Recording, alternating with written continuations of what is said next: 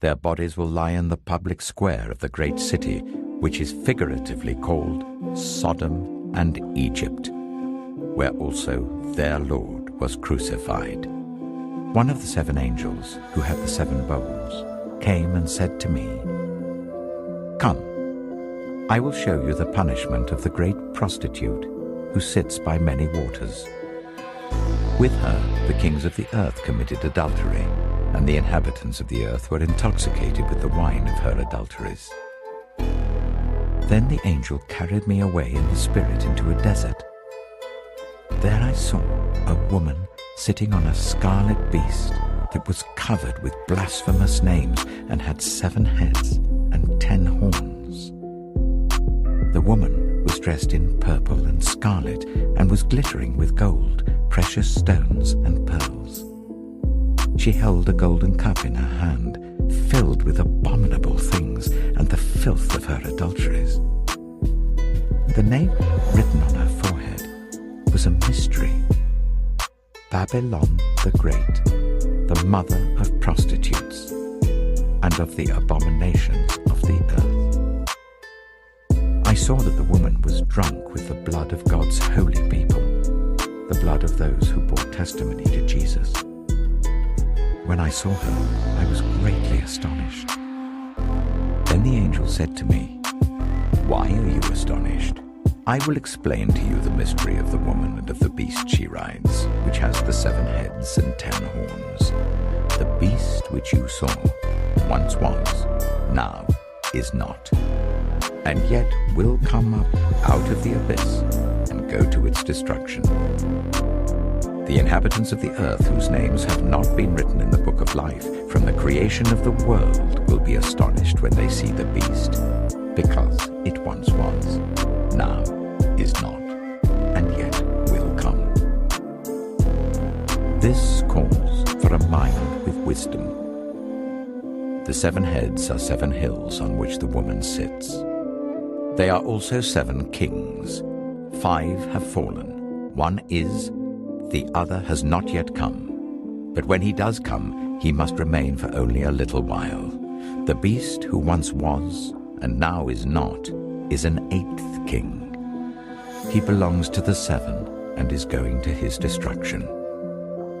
The 10 horns you saw are 10 kings who have not yet received a kingdom, but who for 1 hour will receive authority as kings along with the beast. They have one purpose, and will give their power and authority to the beast. They will wage war against the Lamb, but the Lamb will triumph over them, because he is Lord of lords and King of kings, and with him will be his called, chosen, and faithful followers.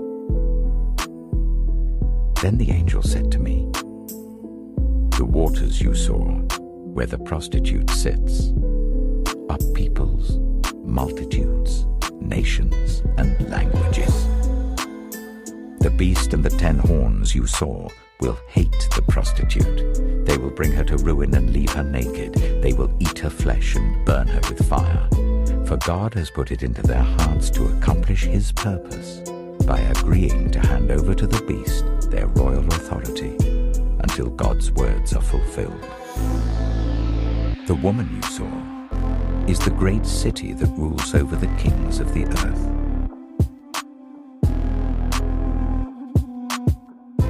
After this, I saw another angel coming down from heaven. He had great authority, and the earth was illuminated by his splendor. With a mighty voice he shouted, "Fallen, fallen is Babylon the Great. She has become a dwelling for demons and a haunt for every impure spirit, a haunt for every unclean bird, a haunt for every unclean and detestable animal, for all the nations have drunk the maddening wine of her adulteries. The kings of the earth committed adultery with her, and the merchants of the earth grew rich from her excessive luxuries." Then I heard another voice from heaven say, "Come out of her, my people, so that you will not share in her sins, so that you will not receive any of her plagues. For her sins are piled up to heaven, and God has remembered her crimes. Give back to her as she has given. Pay her back double for what she has done. Pour her a double portion from her own cup. Give her as much torment and grief as the glory and luxury she gave herself. In her heart she boasts, I sit enthroned as queen. I am not a widow. I will never mourn. Therefore, in one day, her plagues will overtake her. Death, mourning, and famine. She will be consumed by fire, for mighty is the Lord God who judges her. When the kings of the earth who committed adultery with her and shared her luxury see the smoke of her burning, they will weep and mourn over her. Terrified at her torment, they will stand far off and cry, Woe! Woe to you, great city, you mighty city of Babylon! In 1 hour your doom has come. The merchants of the earth will weep and mourn over her because no one buys their cargoes anymore. Cargoes of gold, silver, precious stones and pearls, fine linen, purple, silk and scarlet cloth, every sort of citron wood, and articles of every kind made of ivory, costly wood, bronze, iron, and marble. Cargoes of cinnamon and spice, of incense, myrrh and frankincense, of wine and olive oil, of fine flour and wheat, cattle and sheep, horses and carriages, and human beings sold as slaves. They will say, the fruit you longed for is gone from you. All your luxury and splendor have vanished, never to be recovered. The merchants who sold these things and gained their wealth from her will stand far off, terrified at her torment. They will weep and mourn and cry out, Woe, woe to you, great city, dressed in fine linen, purple and scarlet, and glittering with gold, precious stones and pearls. In 1 hour, such great wealth has been brought to ruin.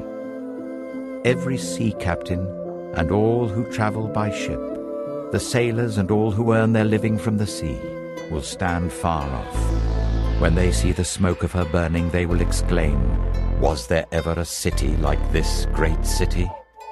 They will throw dust on their heads, and with weeping and mourning cry out, Woe, woe to you, great city, where all who had ships on the sea became rich through her wealth. In 1 hour she has been brought to ruin. Rejoice over her, you heavens. Rejoice, you people of God. Rejoice, apostles and prophets. For God has judged her with the judgment she imposed on you.